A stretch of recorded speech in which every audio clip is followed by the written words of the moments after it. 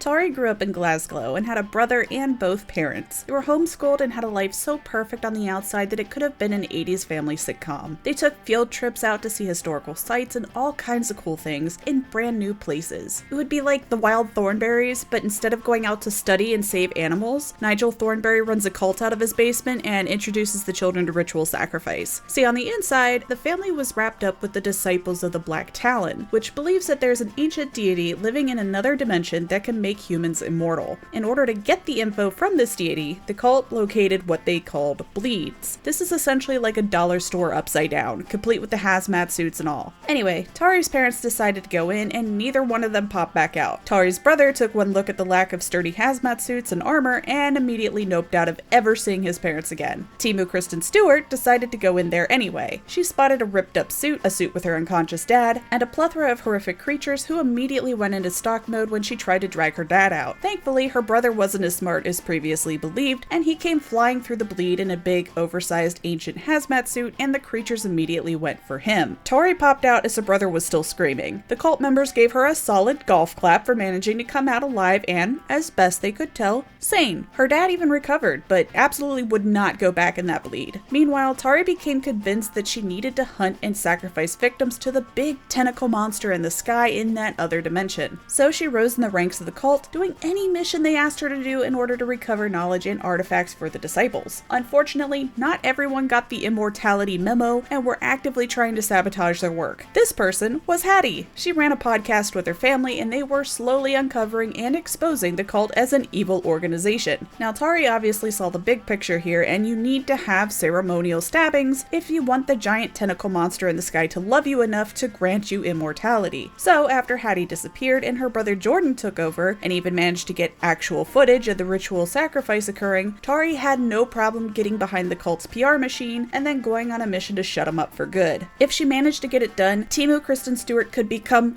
real Kristen Stewart and joined the cult's inner circle. She was super excited about this and snatched Jordan up nice and quick. Now imagine her surprise when she got her business professional cult robes on, pulled out her ceremonial dagger from her pocket protector, and then choked the moment it was time to take the plunge. She stood there for so long, just holding the knife overhead, that the cult elders were about to check to see if she was alright, but she swore she was cool and finally went to shank the guy with her shaky hands. Unfortunately, that's all it took for the giant tentacle monster in the sky to be disappointed. This woman, who is raised from childhood to be one of the selfless disciples who offers sacrifices in the other realm, was swept up into the fog and left there, not to sacrifice as a killer, but to be sacrificed as a survivor.